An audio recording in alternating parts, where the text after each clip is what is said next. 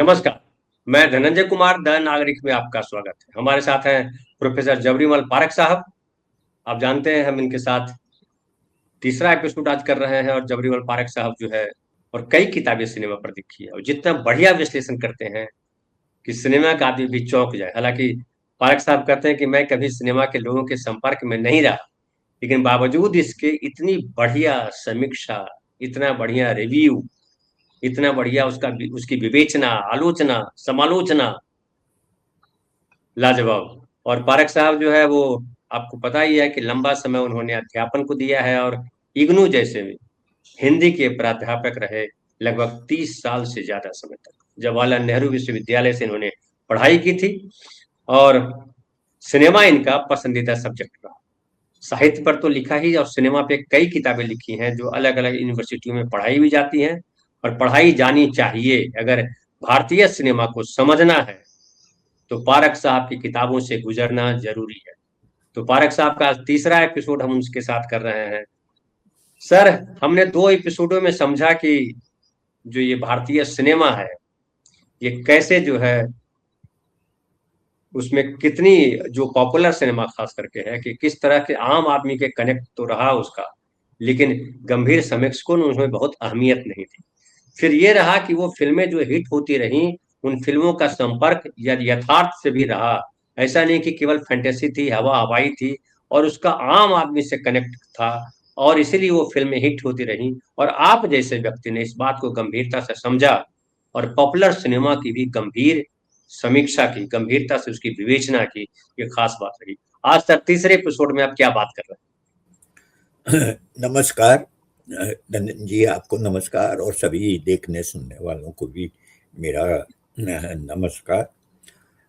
देखिए, अभी तक हम 2 एपिसोड में इस बात की चर्चा कर चुके हैं कि लोकप्रिय सिनेमा क्या है और मुख्य रूप से इस बात का कि जो पॉपुलर सिनेमा जिसे कि लाखों लाख लोग, मतलब कहना चाहिए कि भारत जैसे देश में तो ये संख्या करोड़ों में होती है, उसको क्यों देखते हैं? ऐसा क्या है उसमें? क्या केवल मनोरंजन के लिए देखते हैं या उसका उनके जीवन से भी कोई संबंध होता है?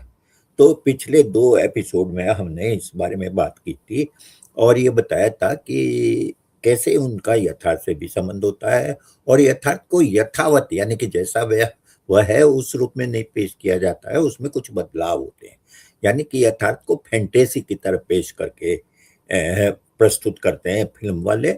और आज हम ये चर्चा जो पिछली बार हुई थी उसमें हमने मूक फिल्में यानी साइलेंट एरा की फिल्मों के बारे में भी चर्चा की थी।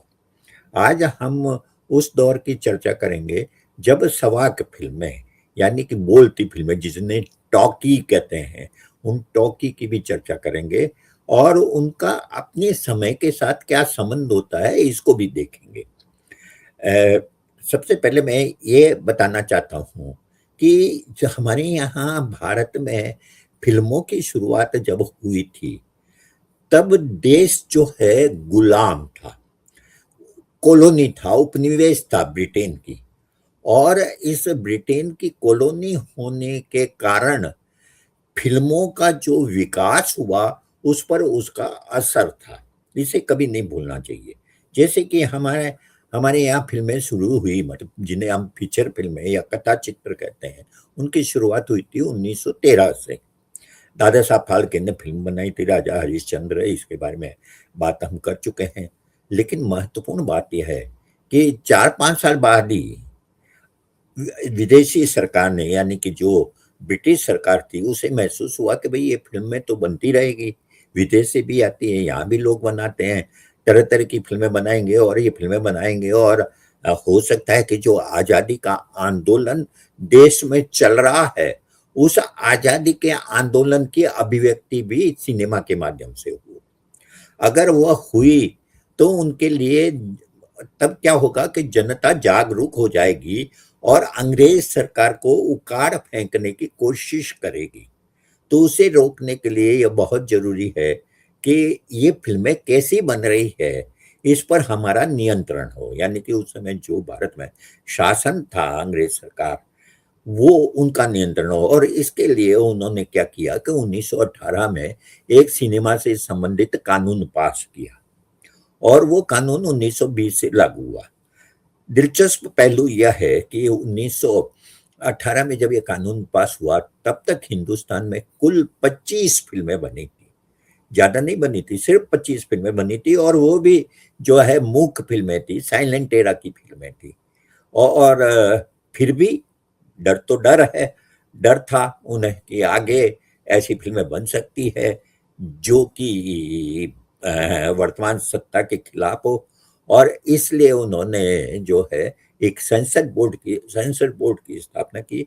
उस समय सेंसर बोर्ड कई शहरों में बनाए गए, जैसे मुंबई में सेंसर बोर्ड का एक ऑफिस था, कलकत्ता में था, लाहौर में भी बाद में शुरू हुआ, रंगून में भी था जो इस सेंसर बोर्ड के अधीन ही था, और दिल्ली में भी था। तो इस तरह कई सेंसर बोर्ड स्थापित हुए और हर फिल्म को उसमें पास कराना जरूरी होता था, उसके बिना उन्हें प्रदर्शित नहीं किया जाता था, जैसा कि आजकल भी होता है। ठीक है, हम सेंसर बोर्ड पर विस्तार से कभी अलग से चर्चा करेंगे, लेकिन फिलहाल मैं ये बताना चाहता हूँ कि आजादी से पहले यानी कि 1947 से पहले अंग्रेजों ने भारत में सेंसर बोर्ड की स्थापना की थी। इस सेंसर बोर्ड की स्थापना के कारण फिल्में जो बन रही थी उसमें फिल्मकारों को इस बात का ध्यान रखना पड़ता था कि कोई ऐसी बात वो अपनी फिल्म के माध्यम से ना करे जिससे कि सरकार नाराज हो जाए और फिल्म पर प्रतिबंध लगा दे। यह एक बहुत महत्वपूर्ण मुद्दा है और इसके कारण फिल्मकारों के हाथ पैर बंध जाते हैं, वो बिल्कुल अपनी मर्जी की फिल्में नहीं बना सकते। तब क्या करते हैं वो? तब वो ये करते हैं कि ऐसे विषयों पर फिल्म बनाए जिनसे कि सरकार नाराज ना हो। सरकार की चापलूसी करने वाली फिल्में नहीं बनी उस समय जैसे कि आजकल हो रहा है, बल्कि ऐसी फिल्में बनाई जिससे कि सरकार के का विरोध ना हो, सरकार जो कर रही है उसकी आलोचना ना हो। तो ये बड़ा फर्क था, लेकिन उसके बावजूद कुछ और चीजें भी है जिसको ध्यान में रखना चाहिए। हमने मूक फिल्मों के संदर्भ में कहा था कि शुरू में जो फिल्में बनी थी वो ज्यादातर माइथोलॉजिकल फिल्में थी, पौराणिक फिल्में थी, या इतिहास पर थी, या हिस्टोरिकल इमेजिनेशन पर थी, ऐतिहासिक कल्पना पर थी। और वो फिल्में जो है वो बनी, शुरू में छोटी छोटी बनी, थोड़ी बड़ी भी बनी, लेकिन एक शुरुआत हो गई 1931 में, 1931 में पहली बार सवाक फिल्म बनी। आर्देशिर ईरानी करके एक महाशय थे, इन्होंने एक संस्था की स्थापना की है, फिल्म कंपनी की स्थापना की। उस फिल्म कंपनी का नाम था इंपीरियल फिल्म्स। और उस इंपीरियल फिल्म्स ने 1931 में एक फिल्म रिलीज की अपनी, उस फिल्म का नाम था आलम आरा।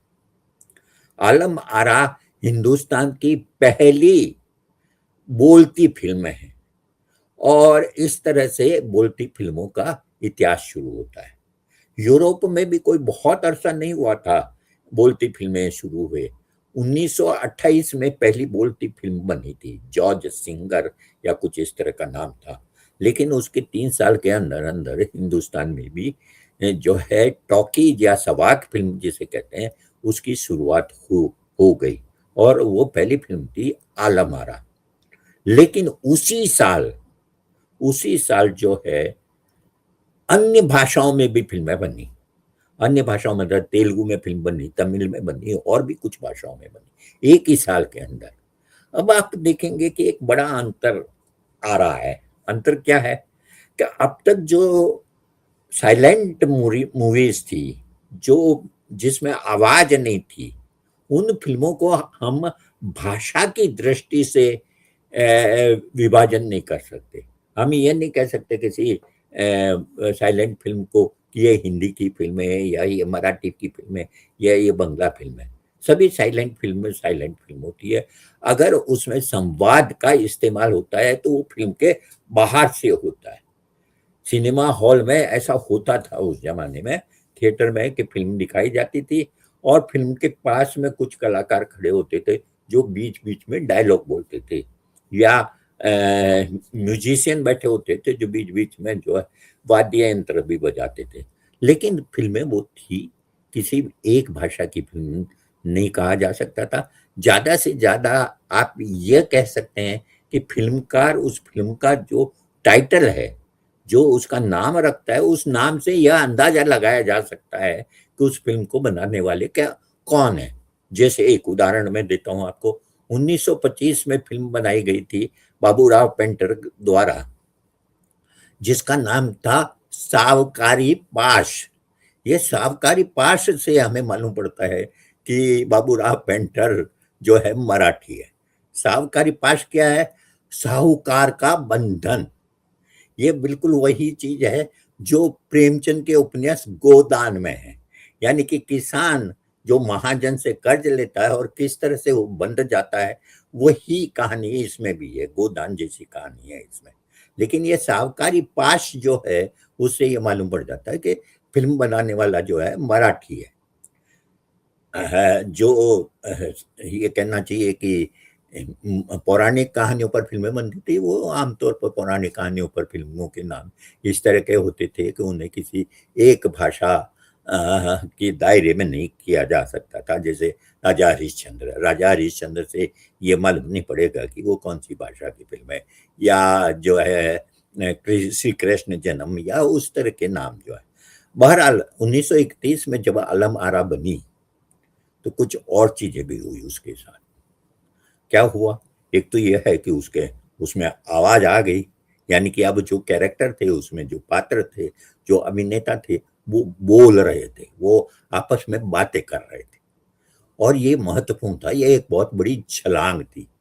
अब तक फिल्म में अभिनय तो देखते थे लोग, लेकिन वो बातें क्या करते हैं उसकी या तो पट्टी चलती थी, या पास में खड़ा हुआ कोई बोल रहा है, या देखने वालों को अंदाजा लगाना पड़ता था कि वो क्या बोल रहा है। लेकिन अब क्या है, अब पात्र बोल रहे हैं, पुरुष भी स्त्री भी।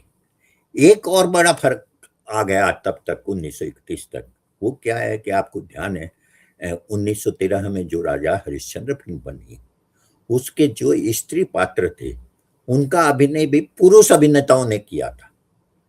लेकिन 1931 यानी कि करीबन 18 साल बाद ये बड़ा परिवर्तन हुआ कि अब स्त्रियां भी अच्छी संख्या में फिल्मों में काम करने के लिए आगे आई, और स्त्रियों की भूमिकाएं स्त्रियां ही निभाती थी। यह एक और दूसरा बहुत बड़ा अंतर आया।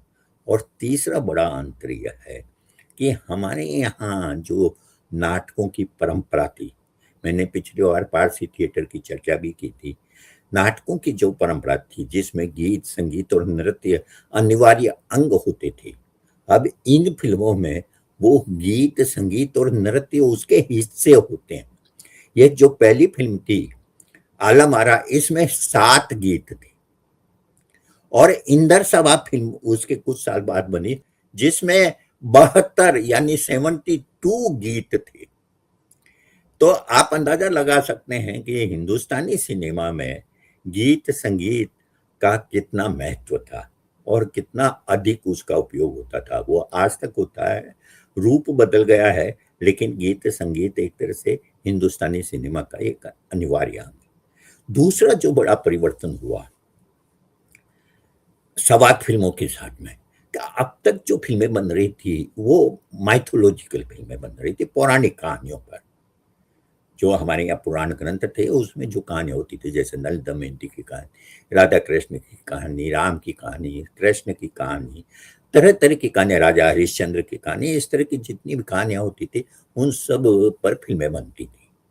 लेकिन 1931 के बाद इस तरह की फिल्में बनना तो बंद नहीं हुई, लेकिन एक नई तरह की फिल्में बनना शुरू हुई। और वो नई फिल्म थी उन भक्त कवियों पर जिन जो हमारे यहाँ पर 15वीं-16वीं शताब्दी में, 14वीं 15वीं 16वीं शताब्दी में जो संत भक्त कवि हुए थे, उनके जीवन को लेकर बनाई जाने लगी। जैसे चंडीदास पर फिल्में बनी, मीराबाई पर बनी, पोतना पर बनी, संत ज्ञानेश्वर पर बनी। ये जो मध्य युग के बड़े बड़े भक्त कवि थे, इन भक्त कवियों पर फिल्में बनी। मीराबाई पर कई फिल्में बनी, जिसके आगे और चर्चा करेंगे हम। तो यह एक बड़ा परिवर्तन हुआ। अब मतलब पौराणिक कहानियां, चमत्कारिक कहानियां नहीं, बल्कि सचमुच के ऐतिहासिक चरित्रों को ध्यान में रखकर फिल्में बनी। लेकिन क्यों ये बड़ा परिवर्तन क्यों हुआ? ये बड़ा परिवर्तन कोई धार्मिक कथा कहने के लिए नहीं हुआ था, वो हुआ था समाज सुधार का संदेश देने के लिए। जैसे चंडीदास फिल्म न्यू थिएटर्स ने बनाई, तो चंडीदास की कहानी क्या है? चंडीदास बंगला के संत कवि थे, भक्त कवि थे। लेकिन कहानी क्या है? वो कहानी यह है कि रामी नाम की एक धोबन होती है, उस धोबन से चंडीदास का प्रेम होता है, और उस धोबन पर गांव के जमींदार की नजर होती है। और इस तरह से जो जातिवाद है, जो आज भी एक बहुत बड़ी समस्या है और आजादी के आंदोलन में भी बहुत बड़ी समस्या है, उसे चंडीदास के माध्यम से सामने रखा गया। उसके माध्यम से दो चीजें रखी गई। एक तो यह है कि जाति से कोई ऊंचा और नीचा नहीं होता। चंडीदास जो है रामी के पक्ष में खड़े होते हैं, वो खुद ब्राह्मण होते हैं लेकिन उस रामी के पक्ष में खड़े होते हैं। और दूसरी बात यह है कि जमींदार जो होते हैं वो उत्पीड़नकारी होते हैं। यह संदेश भी उस फिल्म के माध्यम से गया। मीरा का तो जीवन आप जानते हैं कि मीरा तो एक ऐसी भक्त कवि थी, भक्त कवियत्री थी, जिसको लगातार जीवन में संघर्ष करना पड़ा, उसे मारने की कोशिश की गई, केवल इसलिए क्योंकि वो स्त्री होते हुए भी अपनी आस्था के लिए किसी सामाजिक नियमों का पालन नहीं करती थी। आप मीरा के भजन सुनेंगे तो आपको बिल्कुल इस चीज का एहसास होगा। तो इस तरह से हम क्या देखते हैं कि इस काल के अंदर संत तुकाराम पर 1936 में जो फिल्म बनी मराठी में, वो फिल्म जो है एक क्लासिक मानी जाती है आज भी। तो मेरे कहने का मतलब सिर्फ यह है कि यह परिवर्तन हुआ। फिल्में जो है, जहां पहले पौराणिक फिल्में बनती थी, अब पौराणिक फिल्मों की जगह अब हमारा जो सबसे बड़ा, जिसे भारतीय इतिहास में, भारतीय साहित्य के इतिहास में भक्ति काव्य का जो आंदोलन था मध्य युग के अंदर, उस मध्य युग के उस भक्ति आंदोलन के जो नायक थे, उन नायकों पर, नायक का मेरा मतलब सिर्फ पुरुषों से नहीं है, मीरा भी उसमें शामिल है, और किसी एक भाषा से जुड़े हुए नहीं। जैसे तेलुगु के भक्त कवि थे पोतना, पोतना पर फिल्म बनी। तो कहने का मेरा मतलब, कहने का सिर्फ ये मतलब है कि ये एक बड़ा परिवर्तन हुआ सवाक फिल्मों के साथ। और इस परिवर्तन के पीछे कारण क्या था? इस परिवर्तन के पीछे कारण था हिंदुस्तान की आजादी की लड़ाई। ये जो आजादी की लड़ाई चल रही थी, उसके साथ सामाजिक सवाल भी सामने आ रहे थे। और वे सामाजिक सवाल क्या थे और कैसे थे, उस पर मैं चर्चा करूं उससे पहले एक और बात मैं बताना चाहता हूं, क्योंकि उसका इस दौर की फिल्मों के संदर्भ में बहुत महत्व है। मैंने आपको बताया था अभी थोड़ी देर पहले कि ये चंडीदास फिल्म न्यू थिएटर्स ने बनाई थी। न्यू थिएटर्स जो है वो एक फिल्म कंपनी थी। 1931 में उसकी स्थापना हुई थी कलकत्ता में। और केवल न्यू थिएटर्स नहीं थी, और भी कई सारी फिल्म कंपनियां स्थापित हुई। जैसे बम्बई के अंदर बॉम्बे टॉकीज की स्थापना हुई, हिमांशु राय ने की थी, जिसके साथ देविका रानी भी जुड़ी हुई थी। एक और फिल्म कंपनी जो है पुणे में स्थापित हुई, जिसका नाम था प्रभात फिल्म्स, और जिसमें आजकल फिल्म इंस्टीट्यूट चलता है। वो प्रभात फिल्म्स है, उसके साथ वी शांताराम जुड़े हुए थे, एस फतेहलाल जुड़े हुए थे, वी दामले जुड़े हुए थे, और भी डाइबर वगैरह कई लोग जुड़े हुए थे। और उन सब लोगों ने मिलकर जो है प्रभात फिल्म्स की स्थापना की। इसके अलावा मैं पहले बता चुका हूँ इंपीरियल कंपनी के बारे में, जो स्थापित की थी अर्देशीर ईरानी ने, और एक और कंपनी चंदूलाल शाह ने शुरू की थी जिसका नाम था रंजीत मूवीटो। ये इसके अलावा भी और कंपनियां बनी, लेकिन ये मुख्य कंपनियां हैं जिनकी मैं चर्चा कर रहा हूँ। और ये मुख्य कंपनियां जो है, ये जो फिल्में बनाती थी ये कंपनियां बनाती थी। और उस समय ये कंपनियां जो फिल्में बनाती थी उसके लिए कलाकार और टेक्नीशियन वो हायर करते थे, यानी कि उन्हें नौकरी पर रखते थे। जैसे कोई अभिनेता है तो उसको नौकरी पर रख लिया और उसे महीने में कितना वेतन दिया जाएगा यह तय होता था। इसी तरह से संगीतकार है, गायक है, आप जानते हैं कि बहुत समय तक तो ये जो प्लेबैक सिंगिंग है, ये प्लेबैक सिंगिंग की शुरुआत नहीं हुई थी। बहुत सारे अभिनेता और अभिनेत्रियों को खुद ही गाना पड़ता था। और इसलिए आप देखेंगे कि शुरू के जितने भी बड़े कलाकार हैं, अभिनेता हैं, वो सब गायक भी हैं। जैसे कुंदन लाल सहगल, वो गायक भी हैं। नूरजहां गायक भी है। ठीक है। 1935 में जो फिल्म न्यू थिएटर्स में बनी थी देवदास, उस देवदास के अंदर जितने भी अभिनेता हैं, उन जिनको गाने की जरूरत हुई वे उन्होंने ही गाया है। के.एल. सहगल ने गाया है, के.सी. डे ने गाया है, राजकुमारी ने गाया है, जमुना ने गाया है। कहने का मतलब यह है कि प्लेबैक सिंगिंग भी बहुत बाद में शुरू हुई, लेकिन बाद में जब शुरू हुई तो उसके बाद में सिंगिंग जो है यानी गायकी जो है वो कोई और करता था, और अभिनेता अभिनेत्री जो है सिर्फ अपने होठ हिलाते थे। यह एक और शुरुआत हुई जो थोड़ा बाद में हुई, लेकिन इसका बहुत गहरा प्रभाव पड़ा। और इसके कारण आप जानते हैं कि मोहम्मद रफ़ी, लता मंगेशकर, सुमन कल्याणपुर, ये सब जो है वो गायक हैं। उन्होंने अभिनय किसी ने कर लिया, जैसे तलत महमूद ने कई फिल्मों में अभिनय भी किया, लेकिन महत्वपूर्ण बात है कि जो गायक है वो गायक हैं और जो अभिनेता है अभिनेता है। ये एक बड़ा फर्क प्लेबैक सिंगिंग के कारण हुआ। प्लेबैक सिंगिंग का मतलब पीछे से जिसकी आवाज आती है। तो इस तरह से एक बड़ा परिवर्तन हुआ। ये तो बातें मैं इसलिए कहना चाहता हूँ कि ताकि इस दौर की सिनेमा में क्या क्या परिवर्तन बड़े हो रहे थे उसे हम समझें। दूसरी चीज मैंने बताया कि इस दौर के अंदर संत भक्त कवियों पर फिल्में बनी, और वो इसलिए बनी क्योंकि समाज सुधार का आंदोलन चला। समाज सुधार का आंदोलन कैसे चल रहा था? आजादी का जब आंदोलन चल रहा था तब समाज के जो उत्पीड़ित वर्ग थे, जो दलित वर्ग थे, उनको लेकर भी सवाल उठे कि अगर देश कल को आजाद हुआ तो क्या उनको भी समान अधिकार मिलेंगे?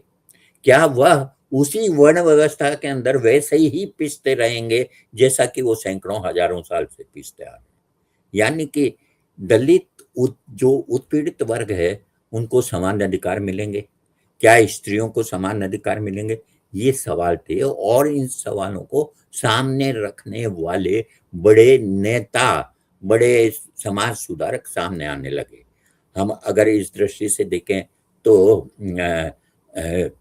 अंबेडकर का नाम ले सकते हैं, पेरियार का नाम ले सकते हैं, ज्योतिबा फुले का नाम ले सकते हैं, कई जनों के नाम ले सकते हैं, और कई स्त्रियों के नाम भी ले सकते हैं। खुद ज्योतिबा फुले की पत्नी जो थी सावित्रीबाई फुले, उन्होंने स्त्री शिक्षा के लिए बहुत प्रयास किया, और भी कईयों के नाम लिए जा सकते हैं। मेरे कहने का मतलब यह है कि ये जो समाज सुधार की आवाज उठ रही थी, जो आजादी के आंदोलन का एक हिस्सा थी, जिसमें हम देखते हैं कि जो सवर्ण समाज से आए हुए हमारे आजादी के आंदोलन के नेता थे, वो भी उसके महत्व को समझने लगे थे। महात्मा गांधी ने इस दिशा में बहुत महत्वपूर्ण काम किया, और इन सब कामों का परिणाम जब देश आजाद हुआ और नया संविधान बना तो उसमें भी उसका रिफ्लेक्ट हुआ। उसकी चर्चा फिर कभी करेंगे। लेकिन महत्वपूर्ण बात यह है कि ये जो परिवर्तन हो रहे थे, ये जो आंदोलन हो रहे थे, ये समाज सुधार की जो बातें आ रही थी, उसका फिल्मों पर भी असर हुआ। फिल्मों पर असर किस रूप में? 1936 में अछूत कन्या नाम की फिल्म बनी। अछूत कन्या फिल्म बनाई थी बॉम्बे टॉकीज में, और उसके अंदर जो नायिका थी, जो अछूत होती है फिल्म की कहानी के अंदर, वो देविका रानी ने उसकी भूमिका की थी। और नायक जो है अशोक कुमार उसकी भूमिका निभाते हैं, जो एक ब्राह्मण होता है। और इस तरह से एक ब्राह्मण और दलित के प्रेम कहानी को प्रस्तुत किया गया था। वो फिल्म बहुत ही पॉपुलर हुई, और वो एक तरह से पहली बार एक बहुत बड़े स्टूडियो के माध्यम से, बड़ी फिल्म कंपनी के माध्यम से, बड़े सितारों के साथ में इस विषय को उठाया गया। आप सोचिए कि 1936 में ये अछूत कन्या क्यों बनती है। उसके बाद में 1940 में एक और फिल्म बनती है जिसका नाम होता है अछूत। ये फिल्में क्यों बनती? ये फिल्में इसलिए बनती है कि जैसा मैंने कहा कि आजादी के आंदोलन के अंदर दलितों का सवाल एक तरह से सेंटर स्टेज में आने लगा था। 1932 में जो पूना पैक्ट हुआ महात्मा गांधी और अंबेडकर के बीच, वो पैक्ट ये बताता है कि ये सवाल कितना महत्वपूर्ण है। सिनेमा जो है उससे मुक्त नहीं हो सकता। सिनेमा और साहित्य अगर हम उस दौर का देखें तो प्रेमचंद ने उस दौर में जो कहानियां लिखी, जो उपन्यास लिखे, उन सब में आप देखेंगे कि दलितों का सवाल और स्त्री का सवाल केंद्र में है। क्यों? क्योंकि वो माहौल उस तरह का था। राजनीति जो हमारी आजादी का आंदोलन था वो केवल अंग्रेजों से मुक्ति का आंदोलन नहीं था, वो हमारी अपनी जो सैकड़ों हजारों सालों की बेड़ियां थी उससे मुक्ति का भी सवाल था। और इसलिए उससे मुक्ति के लिए जो संघर्ष समाज में चल रहा था उसको साहित्य और सिनेमा दोनों प्रस्तुत कर रहा था। अच्छी बात यह थी कि इस तरह के सवालों को, यानी सामाजिक सवालों को पेश करने पर सेंसर बोर्ड द्वारा कोई अवरोध नहीं पैदा होता था, क्योंकि वो सीधे तौर पर अंग्रेजों का विरोध उसमें नहीं होता था। इसलिए ये इस तरह की फिल्में इस दौर में बनी। तीसरी तरह की फिल्म जो इस दौर की विशेषता है वो यह है कि ये जो सामाजिक सवाल है, इस सामाजिक सवालों के और भी कई पहलू हैं जिसको इस दौर की फिल्मों में सामने लाया गया, और वो लाया गया साहित्य के माध्यम से। यानी कि पहली बार ऐसा हुआ। पहले तो क्या हो रहा था, पौराणिक कथाओं पर फिल्में बन रही थी, लेकिन अब इस दौर में क्या हुआ, इस दौर में साहित्यिक कृतियों पर फिल्म बनने लगी और साहित्यकार भी फिल्मों से जुड़ने लगे। अब मैं कुछ उदाहरण आपको देता हूं। जैसे शरत चंद्र का बहुत ही प्रसिद्ध उपन्यास देवदास। इस देवदास पर पहली फिल्म बनी थी 1928 में, वो मूक फिल्म थी। उसके बाद न्यू थिएटर्स ने 1935 में बंगला और हिंदी में फिल्म बनाई। 1935 में बंगला में रिलीज हुई और 1936 में हिंदी में रिलीज हुई। ठीक है, तो आप देखेंगे कि अब साहित्य पर कृतियां आने लगी। 1934 में मोहन भवनानी करके एक फिल्मकार थे, उन्होंने प्रेमचंद से संपर्क किया और प्रेमचंद को कहा कि आप हमारे लिए फिल्म की पटकथा लिखिए, फिल्म की कहानियां लिखिए। प्रेमचंद बंबई आ गए, उन्होंने एक फिल्म लिखी जिसका नाम था मजदूर, और वो मजदूर 1934 में रिलीज भी हुई। पहली बार एक फिल्म बनी जिसमें मजदूर आंदोलन और मजदूर केंद्र में था। आप मतलब इससे अंदाजा लगा सकते हैं कि ये दौर कितना महत्वपूर्ण था। पहली बार एक फिल्म बनती है जिसमें मजदूर और मजदूर आंदोलन केंद्र में। कहानी इस तरह की है उस फिल्म की कि जिसमें एक मिल है, एक फैक्ट्री है, उस फैक्ट्री के अंदर जो उसका मालिक है उसकी मृत्यु हो जाती है और भाई और बहन के हाथ में जो है उस फैक्ट्री का अधिकार आ जाता है। भाई जो है वो वैसा ही है जैसे पूंजीपति आमतौर पर होते हैं, और वो परेशान करते हैं। तो वहां पर आंदोलन होता है और उस आंदोलन के माध्यम से जो है मजदूर अपनी मांगे मनवाने के लिए कहते हैं। प्रेमचंद को समस्या थी, प्रेमचंद को कहानी से समस्या नहीं थी, लेकिन कहानी का जो प्रेजेंटेशन था उससे प्रेमचंद को समझ आती, क्योंकि प्रेमचंद को ये समझ में नहीं आता था कि फिल्म के अंदर गानों की क्या जरूरत है, फिल्म के अंदर ये जो रोमांस है इसको प्रस्तुत करने की क्या जरूरत है।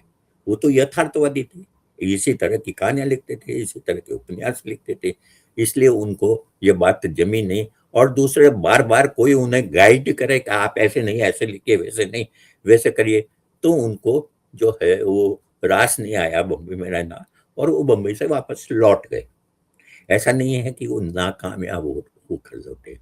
बॉम्बे टॉकीज ने उनके लौटने के बाद उनको ऑफर दिया कि आप बनारस से हमें कहानियां लिख कर दीजिए, हमें कोई प्रॉब्लम नहीं है, हम आपको पैसा देंगे, ठीक है। और पैसा भी आपको मालूम है, मजदूर फिल्म के लिए उन्हें 700 रुपये मिले थे। 700 रुपये आज 7 लाख या पता नहीं कितने के बराबर होगा। वो उस जमाने में 1934 में 700 रुपये बहुत बड़ी रकम होती थी। और उन्हें कहा गया कि आप साल के हम आपको उसको अगर ऐसे 10,000। समझिए, उसको अगर ऐसे समझिए कि उस समय उस ऐसे समझिए कि उस समय हाँ, सोने का भाव जो है 50-60 रुपए भरी था, 12 ग्राम था। तो आज हाँ, वो, आज जो है सोना 1.5 लाख रुपया हो गया है 10 ग्राम हाँ, का। तो इसका अंदाजा लगाया तो जा कितना रेट सकता हो है। गया उसका अंदाजा लगा लीजिए। बिल्कुल। तो बहरहाल कहने का मतलब है कि प्रेमचंद वापस चले गए, लेकिन प्रेमचंद के साहित्य पर फिल्में बनना बंद नहीं हुआ। एक तो यह जो मजदूर फिल्म है, ये मजदूर फिल्म से भले ही प्रेमचंद खुद संतुष्ट हो, लेकिन सेंसर बोर्ड के कान खड़े हो गए। उन्हें लगा कि ये तो अगर इस तरह की फिल्में बनी जिसमें कि फैक्ट्री में मजदूर हड़ताल कर रहे हैं, तो फिर तो हमारे लिए बहुत बड़ी मुश्किल हो जाएगी। तो उस पर प्रतिबंध लगाने की मांग की गई, और प्रतिबंध लगा। हाँ, मजदूर फिल्म पर प्रतिबंध लगा, पंजाब में लगा, दिल्ली में लगा, और इस तरह से उस फिल्म को लोगों तक पहुंचने से रोका गया। दूसरा काम ये हुआ प्रेमचंद के साथ कि प्रेमचंद का जो उपन्यास था सेवा सदन, उस पर भी 1934 में फिल्म बनी। हालांकि प्रेमचंद ने वो फिल्म देख के आए और उन्होंने श्रीपत राय या अमृत राय किसी को लिखा कि ठीक ठीक फिल्म है, लेकिन बाद में फिर उन्होंने और विचार किया तो कहा कि नहीं, बेकार फिल्म बनाई। फिल्म जाहिर है कि फिल्म तो फिल्म के ढंग से बनेगी ना, उपन्यास के अनुसार तो बनेगी नहीं। लेकिन प्रेमचंद के उपन्यास पर फिल्म बनी 1938 में, इसी सेवा सदन पर तमिल में भी फिल्म बनी। और वो फिल्म इसलिए बनी क्योंकि सेवा सदन वहां की एक तमिल पत्रिका में धारावाहिक छपा था, तमिल में अनुवाद होकर, और उससे प्रभावित होकर जो फिल्मकार थे वहां के, नाम मैं भूल रहा हूँ, सुब्रमण्यम या कुछ नाम, उन्हें वो कहानी बहुत आकृष्ट की और उन्होंने उस पर फिल्म बनाई। और उस फिल्म में जो मुख्य भूमिका निभाई थी सेवा सदन की, जो नायिका की भूमिका निभाई थी, वो नायिका की भूमिका निभाई थी महान गायिका सुब्बुलक्ष्मी ने, MS सुब्बुलक्ष्मी के तौर पर हम जिन्हें जानते हैं, जिन्होंने बाद में मीराबाई पर बनी हुई फिल्म में भी काम किया था। तो कहने का मतलब यह है कि कलाकार उससे जुड़ने लगे, साहित्य की कृतियों पर भी फिल्में बनने लगी।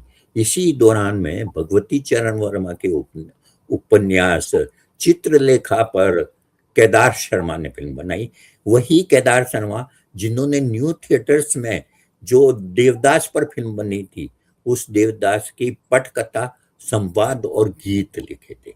और केदार शर्मा जो बाद में बहुत बड़े फिल्मकार के तौर पर सामने आए थे। तो कहने का मतलब है कि ये एक तीसरी चीज हुई कि साहित्य और सिनेमा एक दूसरे के नजदीक आए। कई कृतियां जो है सिनेमा में जो फिल्में बनी वो साहित्यिक कृतियों पर बनी, और दूसरा यह है कि कई जो साहित्यकार थे वो साहित्यकार सिनेमा से जुड़े। हमें इस पूरे दशक की जो अंतिम 2 फिल्मों की चर्चा करके मैं इसको समाप्त करूंगा, वो है 2 फिल्में इस दौर में और बनी, और वो दोनों ही बहुत महत्वपूर्ण हैं।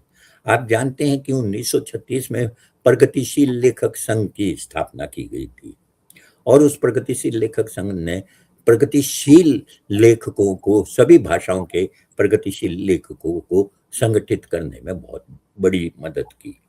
और उस आंदोलन की सफलता से प्रेरित होकर यह महसूस किया गया कि कुछ और कलाओं के कलाकारों को भी संगठित किया जाना चाहिए। और 1943 में बंबई में इप्टा की, यानी इंडियन पीपुल्स थिएटर्स एसोसिएशन नाम की संस्था, जिसे इप्टा के नाम से जाना जाता है, उसकी स्थापना की। इप्टा ने आमतौर पर नाटक खेले, लेकिन 1946 में इप्टा ने एक फिल्म भी बनाई जिसका नाम था धरती के लाल। ये धरती के लाल फिल्म जिसका निर्देशन ख्वाजा अहमद अब्बास ने किया था, और उनके साथ में बलराज साहनी, शंभू मित्र और एक मराठी निर्देशक और जुड़े थे।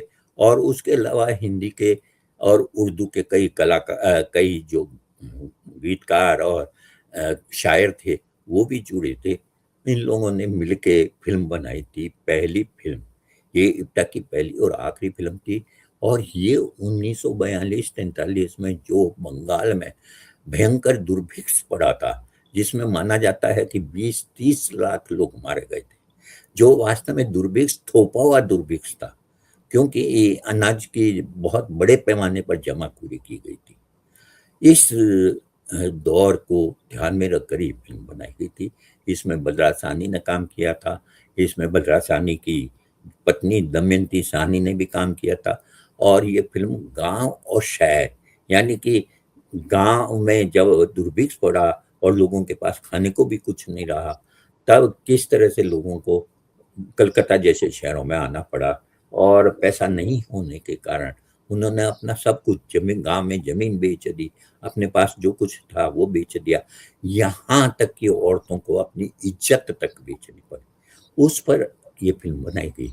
ये फिल्म जो है, बंगाल के एक बहुत प्रसिद्ध फिल्मकार जो थे, जिनका नाम भी मैं भूल रहा हूँ, और कृष्णचंद्र के एक उपन्यास की मिली जुली कहानी पर यह फिल्म बनाई गई थी, धरती के लाल।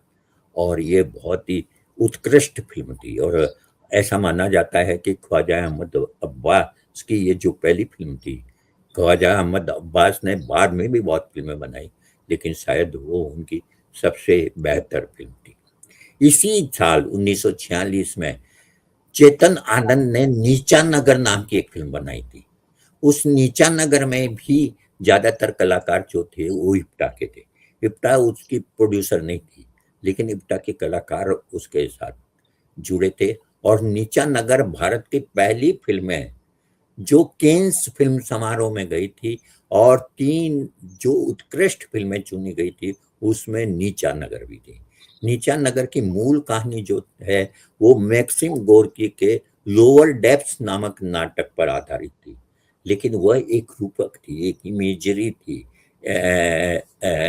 और वो इस तरह से मेटाफर थी और इस रूप में थी कि कैसे एक जो मतलब उत्पन्नकारी सरकार है, सरकार उसके कैरेक्टर का नाम भी होता है, और सरकार पूरे उस शहर पर काबिज भी होता है। वो अपन किस तरह से जनता को के साथ में जुल्म ढाता है। कहानी इस तरह से है कि शहर 2 भागों में बंटा हुआ है, एक ऊंचा नगर और एक नीचा नगर। ऊंचा नगर में सब अमीर रहते हैं, नीचा नगर में गरीब लोग रहते हैं। और एक नई बस्ती बसनी है ऊंचा नगर में, और इस कारण से जो गंदा नाला है उस गंदे नाले को नीचा नगर की तरफ मोड़ा जाता है। उस गंदे नाले को नीचा नगर की तरफ मोड़े जाने के कारण वहाँ बीमारियां फैल जाती है, बहुत तरह की परेशानियां होती है। तो उसका विरोध करने के लिए जो नायक सामने आता है, बलराज नाम का, वो आंदोलन करता है। दूसरी तरफ एक शिक्षित मध्य वर्ग सागर नाम का व्यक्ति जो है, उसको सरकार जी जो है अपनी तरफ मिला लेते हैं। तो ये रूपक जो है वो बहुत महत्वपूर्ण है। दोनों फिल्मों की सीमा यह थी कि इसमें अंग्रेजों की आलोचना नहीं की गई थी, जो संभव नहीं था क्योंकि उस समय भारत गुलाम था। लेकिन अप्रत्यक्ष रूप से इनडायरेक्टली सत्ता की आलोचना थी। और सबसे बड़ी बात है कि जो वर्गीय सवाल थे, वो वर्गीय सवाल इसमें पहली बार पेश किए गए थे और बहुत ही प्रभावी रूप में। इस तरह जी से मैंने आपको 1947 से पहले की फिल्मों की झांकी प्रस्तुत की है। शायद कुछ ज़्यादा समय आज लग गया नहीं, है। कोई नहीं, प्रसंग ही ऐसा था कि समय हाँ, लगना ही था। और आपने बहुत विस्तार से सिनेमा हाँ, किस तरह से बदला, है ना, पौराणिक कथाओं से किस तरह से उसकी कहानियां जो है वो जो भक्ति कवि थे उनकी तरफ गई और समाज सुधार से जुड़ गई। वो जाति प्रथा हो या जो यथार्थ है, जो भुखमरी के सवाल थे या दूसरे सवाल थे, उससे जुड़ गई सिनेमा, फिल्में जुड़ गई। और ये जो पॉपुलर सिनेमा की जो यात्रा आप बता रहे हैं, उसकी ये महत्वपूर्ण कड़ी है। और शायद आप विजन दास गुप्ता की बात कर रहे थे धरती के लाल के हाँ, दौरान। बिल्कुल, बिल्कुल, बिल्कुल, बिल्कुल। बिल्कुल। तो वो उस समय वो बिल्कुल बहुत सही आपने बताया कि वो चाहे हमारे राष्ट्रीय स्वतंत्रता संग्राम का आंदोलन था, चाहे वो समाज सुधार के आंदोलन थे, चाहे जो दलित के सवाल थे, उन तमाम सवालों को पॉपुलर सिनेमा में स्पेस दिया गया। ये बड़ी बात थी। और बिल्कुल आपने बड़ा सही जिक्र किया धरती के लाल का। इप्टा ने जो फिल्म बनाई थी अब्बास साहब के निर्देशन में, और इतने बड़े-बड़े लेखक जुड़े हुए थे। कई कई कहानियों को मिला करके बनाया गया था। विजयन दास गुप्ता की कहानी थी, कृष्णचंद्र की कहानी थी, 2 नाटक उसमें शामिल थे, वो सारा हाँ, था। और वी और शांताराम फिर ने नीचा बहुत फिल्म बनाई नी उस समय। जी, नीचा नगर का ज़िक्र किया। नीचा नगर बेहद नित्यानंद। चर्चित फ़िल्म रही और विदेश भी गई थी अवार्ड लेने के लिए। तो वो हाँ, तमाम चीज़ें रही। बड़ा बढ़िया आपने ज़िक्र किया है और ये ज़रूरी है। बहुत-बहुत धन्यवाद आपका सर। और जो हमारे साथ आप देख रहे हैं दर्शक, आप इसका जो है, जो आपको अच्छा लगे तो इसका अच्छा क्या लगे, अच्छा है ही, तो आप इसको ज़रूर शेयर करें। और सिनेमा की जो सिनेमा नहीं, केवल सिनेमा किस तरह से हमारे समाज से, हमसे जुड़ा हुआ है, इसको समझिए। आज भी एक बड़ा समाज है जो सिनेमा को नचनिया-गवनिया का विषय मानता है, लेकिन ये नचनिया-गवनिया का विषय नहीं है। सिनेमा एक माध्यम है, महत्वपूर्ण विषयों को जो आपके जीवन से जुड़ा हुआ है, उसको कैसे रोचक तरीके से आप तक प्रस्तुत करें, ताकि आप उसको बड़ी आसानी से समझ लें। सिनेमा की यही बड़ी भूमिका है। एंटरटेनमेंट तो है, लेकिन एंटरटेनमेंट आपके विषय के साथ जुड़ कर, आपकी कहानियों, आपके जीवन के साथ जुड़ करके, यही सिनेमा का बड़ा रोल है। बहुत-बहुत धन्यवाद सर आपका। और बहुत-बहुत अगली धन्यवाद आप बार तमाम हम साथियों का जो आप देख रहे थे। हाँ, अगली बार मिलते हम हैं फिर हम 1947 के बाद की फिल्मों के बारे में बाद बात की करेंगे। फ़िल्मों की बात करें। तो पहले सर से हम जो उनकी यात्रा है सिनेमा की वो सुन लें, उसके बाद फिर सवाल-जवाब वाला, और उसके बाद फिर अलग और सिनेमा की महत्वपूर्ण गहराई से फिल्मों पर अलग-अलग चर्चा भी करेंगे। जी, और उसकी व्याख्या करेंगे, फ़िल्मों पे बात करेंगे, तमाम चीज़ें करेंगे। बहुत-बहुत धन्यवाद सर आपका।